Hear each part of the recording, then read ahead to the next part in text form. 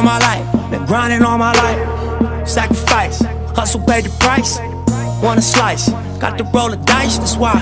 All my life, I've been grinding all my life. Look, all my life, been grinding all my life. Sacrifice, hustle paid the price. Want a slice, got to roll the dice, that's why. All my life, I've been grinding all my life. Being one hell of a football player, I mean, I love the game. I love the locker room. I love the smell of the grass. I mean, I love getting paint, on your jersey. I mean, I love it all, man. I mean, it's something that I've been doing, and it's a game. It's just a game, like, honestly. Like, it's just like a game of tic-tac-toe or anything, but just think about how the game, like, really affects people's lives and how it, like, really, it's a culture. Like, it's a whole nother lifestyle. That's legendary baller like Mike, like Will. 96 Impala, thug life on wheels. Up against the wall, squabble at Fox Hills. Like a boss, ask me how I feel. Successful street, touching them first meals. All my life, been grinding all my life. Sacrifice, hustle paid the price. Want a slice, got to roll the dice, that's why. Here, that's it. So we got John Battle in the studio with us. John, you are a photographer. Yep. You love cameras. You have a bunch of cameras up here in the studio with us. You're rolling pretty deep today. You got a little bit of an entourage. If you're watching the 104.5, you can street. What's going on here? Why are all these cameras pointed at us and pointed at you? So these are my two guys, Adam and Arch. I came to them. It's like, hey guys, like, it's been a childhood dream of mine, to create a documentary. And they was like, all right, man, we're down. So, we kind of brainstormed some ideas at my house. Kind of, did a practice segment with my sister.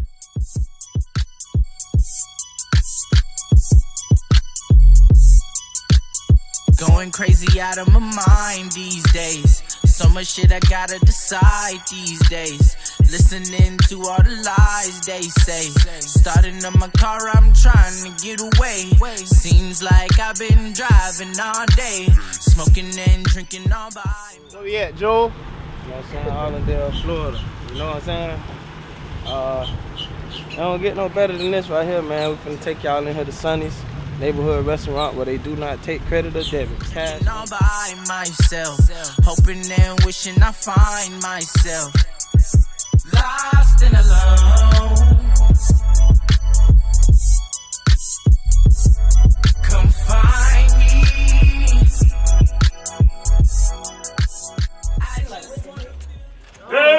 Derek! What's up, man? I'm glad you got a haircut. And how long has this been bothering you? Probably about a month. A month? Yeah. I ain't know. I was like, Yeah, because I remember you did that called never, me but it was saying, like, yeah. so it's good. Give me a fist. Go up. Don't even push it out. I've been working hard. Keep working hard, yeah. I see that. Nah, man, Derek been getting me right for like, how long? So a long time. A long time. A very long time. Every time I got a problem, I go see Derek. Even now, I see. So. It doesn't matter though. Yeah. When people work hard like this, I don't mind.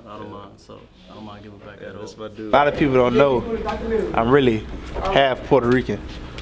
And, Say what's up to y'all, baby. and this my Puerto Rican dad right here. You drive me crazy every time, son. What's up, man? Baby, What you know doing these scissors?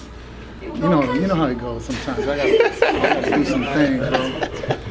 Hey, I was What you doing to your hair? I like you. I really supposed to, I'm supposed to get a haircut and I haven't had a chance because of my other son. Your son playing baseball now. I can't believe look how tall he is now, auntie. I know. I still could still do something to you. son. You know what I mean? How you Like this. It was just all. What was it? mirrors. It was like, so this was pretty much like a dance room, like. Yeah, this is what we used to come. Yeah, it was coming like, like. Drama. So it was like all tile, like it was no turf. Go ahead. Like look at the weights, like we got like Go the ahead, get out logo. We got the logo on the weights.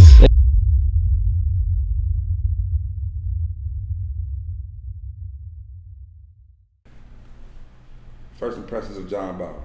It was at a high school track meet. I was running at Hollandale at the time. Man, going back, it's funny. Back in school, we actually had like it was an app back in the day called Kick, where you had like group chats. And I remember we added them into the group chat. and he kept leaving because he kept getting notifications. And I remember at first I was like, who does this guy think he is? He thinks he's just too cool for the group chat, you know? And then, man, it just through mutual friends, we ended up being friends, you know, through school. And man, it's crazy to think that time has flown so fast, you know what I mean? Probably 7th grade when he played for PPO, and always coming out to the school at Allendale with his dad. You know, I went to a few football games between the 7th and 8th grade years at PPO, playing receiver. You know, he was okay. He was okay. I give him a little average. He did some things out there. At that time that I think he was a stellar football player, he was average. He was average. But it was just crazy because me and his dad used to have conversations on where he wanted him to go for high school. You know, it was St. Thomas, Heritage, Gibbons, those spots back then. And I'm talking with Big John, and I'm just looking like, hey man, I'm second fiddle. Like Hollandale ain't never come up, you know. But you know, God willing, man, it landed right in at Hollandale. The last wire, him going to 8th grade, he came to Hollandale, and he played varsity as a freshman. Now, how long you been coming out here? Some what? Like, I was like, what, about 6? Probably, longer than that. Cause you barely, what, you were not 21? 20? 23. You 23? Yeah. Yeah, my son 23. I was in that shop since 96. Yeah, I was born 95, so. I probably was cutting his hair about 3-4 years old. He might not even remember. I don't remember him, like he don't probably know. He probably never went to another barber. I was cutting him since he was on this thing here. Yeah, the booster seat. Yeah, so he probably don't remember. It's just been a long time. I'm getting older now, so I don't remember exactly. But he had to be like less than 6-7 years old when I first started cutting. His mom come in, she about this high. You know what I'm saying? And she came in looking at him like this brother and sister. You know what I'm saying? She's so short. But he got old enough to be like probably 10 years old. He was taller than his mama already, man. This was a little small dude. He walked up to me. I already knew his dad because his dad was my coach. But he walked up to me and he seen this hat that I had. It was like a Scully, but it had like a hood to it, like a little cap part like this to it. So he asked me, couldn't he have my Scully? And I said, yeah, you can have it. I got another one. Take it. So he was like, you serious? And I said, yeah, you can have it. So from there, we just clicked. It was like an instant bond. Like whatever was his, it was mine, basically. Me and JB go way back, starting in Sunnyland Park. He was about 10 years old. Played on my son's youth football team. We grew up throughout the years, working with each other from high school to college. Now, you know, in his next step in the future. It goes back to me and John's dad. We went to school together, so we always knew each other. And then we went to Miami Killian High School. Then we went to FAMU together. And then when John was born, you know, we were all young at the time. So I grew up like kind of seeing him around, and you know. And then once I started coaching football, I recruited John from Richmond Park, and I got him over there. He was a great quarterback at Richmond Park, but I already had a quarterback at Sunnyland. So we turned John into a defensive beast, and he became one of the best DNs in Pop Warner at the time.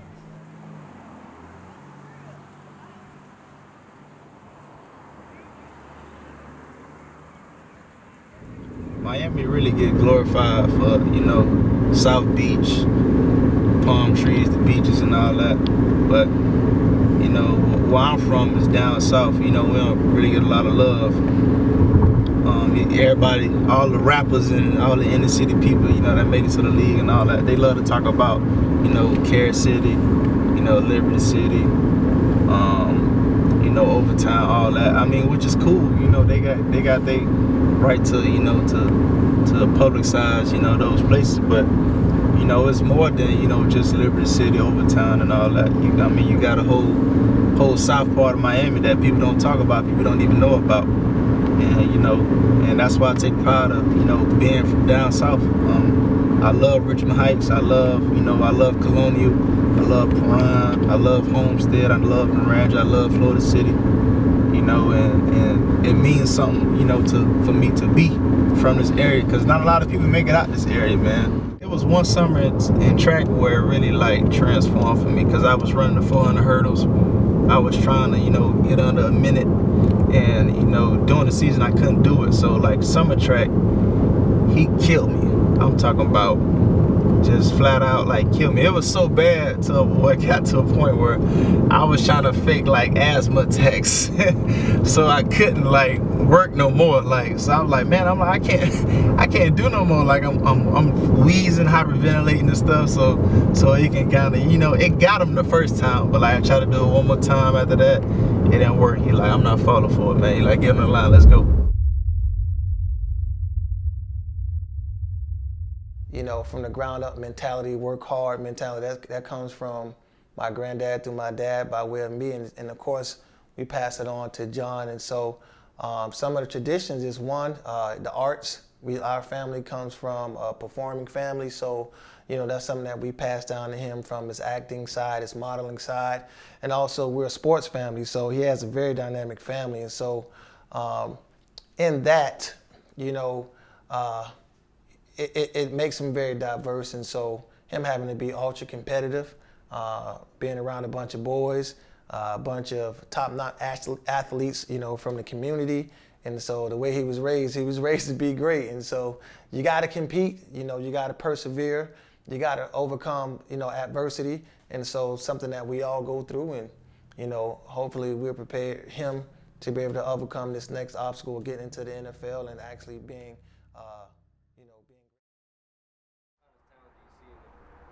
It's behind the camera, on the football field. He designs clothes. It doesn't matter. Like he has it all. He's a full package. As an athlete, as a person, doesn't matter. He'll handle his business. I'm just happy for him, man. I'm happy. Back then, I'm just happy about the degree. Football, he's gonna take care of himself, man. But he got a degree from LSU. How many people can say it, But working out is always the key to being better. That's the edge. And we instilled that into him a long time ago. I can give you one story. Thanksgiving, maybe his junior year, he spent five hours working out on Thanksgiving morning. He called me, he said, I need some work, Unc. He had a combine or something coming up. I called a guy by the name of Kennard Cox. I coached Kennard. Kennard said, you know what, I'm right around the corner. I said, okay. They spent 5 hours on Thanksgiving morning working out. Also, we take a family vacation every year, 2 weeks. It's working out every day on family vacation. Every day, as well as walking around the parks all day. If you've been to Disney, you know that's hectic. But he always got his workout in. Well, his dad is a track coach and was his track coach. And he make him go hard. And I saw a lot of times that where he was really dead tired. I felt sorry for it. I wouldn't let him see it, but I felt sorry for him. But he would always get back up and keep going, no matter what. You could tell from the moment that you interact with him that he's a special person. Besides being an amazing athlete, his charisma, his persona, just today, helping out, a young defensive back, he wanted to come and work out with him. I knew that John would be okay with it. And to me, that's what stands out the most, and that's been since he was a little kid. He's always stood out, very respectful. And that's what I take from JB, besides, his athletic ability is the person that he is. I know he had drive in him from the time I seen him on the field, so I was just waiting on it to happen. I'm one of the ones that just knew this guy would be something special. And there's a few of the kids around him, they all had something in them, but this guy just always had something different, like for us, stayed out of trouble. I never heard any bad thing about him getting into it in school. A lot of things that made me know that this guy gonna make it. He's gonna be something special. I didn't know it was football. He was so skinny. I thought it would probably be basketball or something like that. But the guy is a beast. He does it all: track, football, basketball.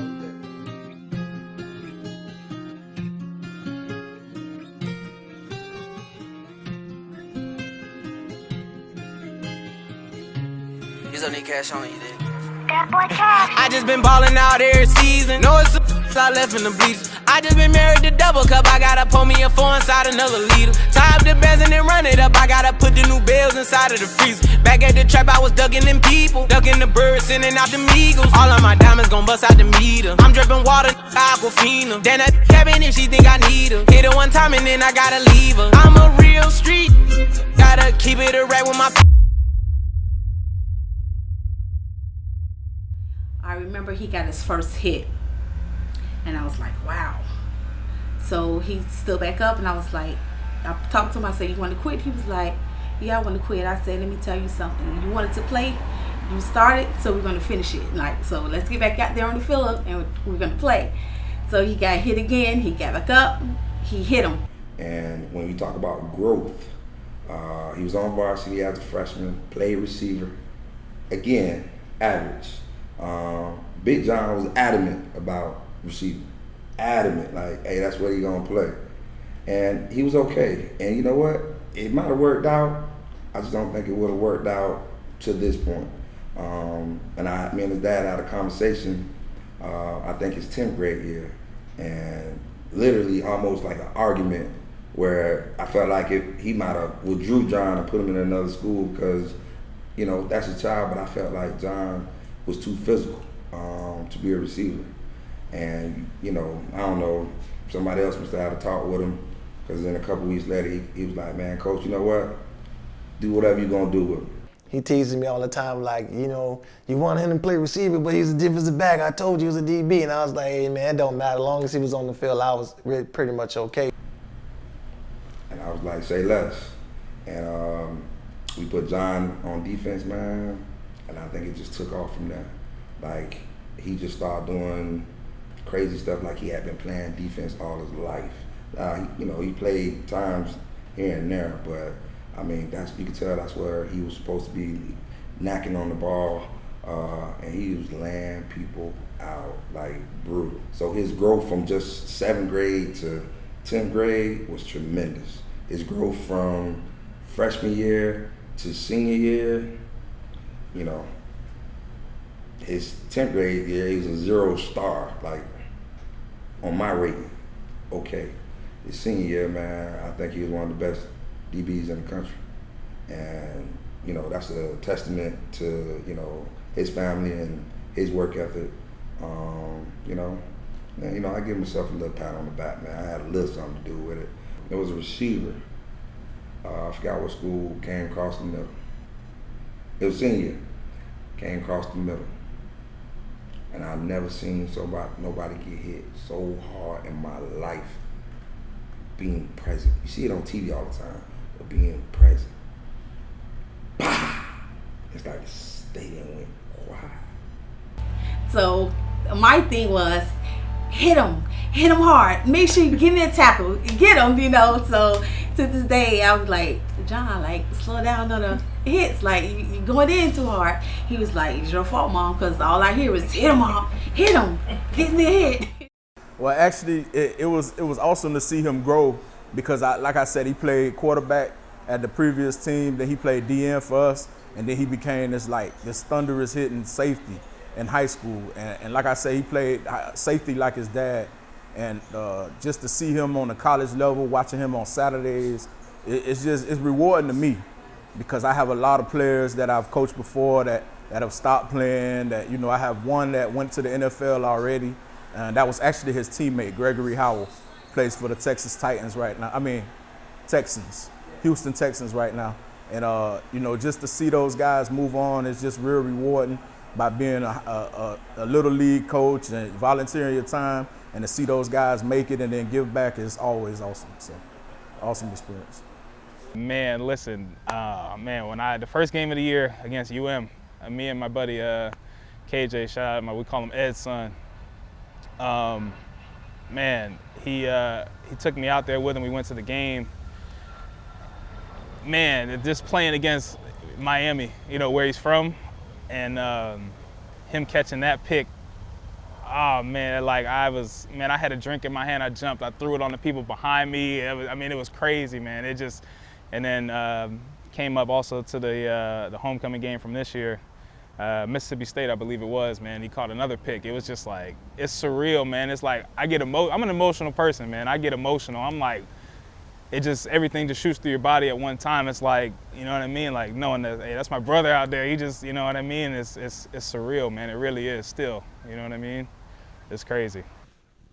I think, you know, as his coach, seeing him become one of the top hurdlers in the country, him to overcome, when I say obstacles, the obstacles of the hurdles, that was a very difficult transition for him because he didn't truly have a track background early in his athletic career. So it's something that he picked up later in his athletic career. And so for him to catch on and to be great. And so I remember this 2 meets.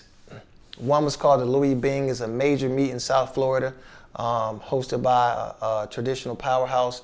And so as a senior, he was able to win that meet. And I remember him saying, my coach told me to go out there and get some trophies, and I got a trophy. And he took a picture of one of my assistant coaches, and I'll never forget that. And also when you won the BCA meet in Broward County, that's a very difficult meet to win. So for him to be the champion of those 2 meets, I was very proud to see him do that, and you know, him open up U.S. #1 at some point during his senior year. I just thought that was incredible. So I'm proud of a lot of things. That's on the track side. On the football side is how he developed. There's a lot of things that me and his uncle used to do to get him, you know, motivated, because I was the announcer. So, you know, I don't know if I should go into all that, but we did some things to where I would be in the press box, and if he mess up, he would know, here I come. I'm like, hey, get this microphone. I'm going down there. I'm like, hey, what's up, man? You got to do this, you got to do that, you got to get back out there. And so, you know, we were very hard on him. So we'll be in the press box. When JJ would come to the sideline, he would put the water bottle up to his face, but he looked up in the press box. I would be the receiver, his dad would be the DB, and he would just, you know, we'll show him what he needed to do, positioning that he needed to be in.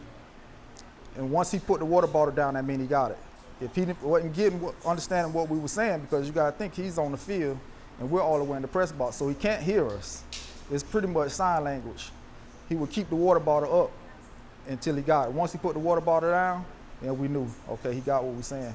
And you will see him go on the field and do exactly what his dad showed him. And once he got to be a senior, the tides turned.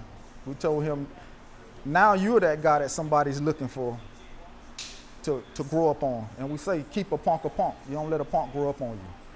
The expectation that was given to him as being the alpha male on a young team when he was in high school, and teaching him, you know, how to be a leader. And so, you know, me and one of his uncles, we would definitely, you know, be pushing him every game. And so we were very hard on him. We would create different situations where we had to target certain athletes. And so we had them on the hit list. And so it's like, who we got this week? We circle them. That's who we studying all week. And so, you know, when the game time came, you know, some of the people that we were targeting are now in the NFL. And so, you know, just having him mission-minded and having him, you know, understanding that, you know, every time you compete, you're competing with a purpose. Every time you practice with a purpose. They're gaining a smart player. They're gaining a highly intelligent safety who can line everybody up, somebody who's not afraid to throw his body around, someone who's not afraid to sacrifice his own body for the sake of the team. You're getting somebody who, he loves people. And so he'll do anything for the team mentality.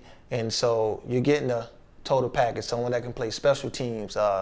In high school, he was a long snapper. In high school, he would score a touchdown as a receiver. He'll be a long snapper, but then sometimes he would kick the ball off and then he's back up on defense. So you're getting somebody who doesn't mind playing outside of their comfort zone for the sake of the team. And so you're getting what you got going on here? Hey, making our world famous baked beans, well, from Miami. We call them poke beans. That's what we got going right now. So I'm about to show y'all what we, you feel me? Look, when you do it right, you gotta saute the pan in butter. So I sauteed the bottom with butter. Then I slapped like 3 scoops of regular butter in there, you know what I'm saying? Cause you don't want your beans to stick to the pot. You know what I'm saying? So all you doing, you just getting a little, you know, letting things warm up a little bit. You know, then look, the secret ingredient, what you gotta do, you gotta get this sweet baby Ray's. You know what I'm saying? Get the original. You know, we don't want all that extra stuff. We just need sweet baby Ray's. You go ahead and slap that in there with a little honey, you feel me? And you add like a little brown sugar. I'm trying to tell you, best poke beans in the world from yours truly, Chef 4000. Go ahead, slap them in your mouth. Let's see. Yeah, you do got a nice smell to it. You smell, ooh. Go ahead, ooh. Yeah. Yeah, those are raw. Yeah. Yeah. Hold Yeah. on. I'm trying to tell you, I do this on a regular, man. Gotta get a little more. Yeah, look at him. Yeah. Bam. Ooh. Oh yeah. Ooh, Mr. Wilson. Yeah, those gonna work. I'm trying to tell you. Hey, I do this on a regular, man. I really need my own cooking show. Nah, Chef 4000. I got my family and I got my squad, and as long as they got me, then I'll be just fine. So I give God the glory. That's how I have my child, and America don't want me. That's when I realized that we all need a reason to smile. I said we all need a reason to smile. Shit about to be oldie.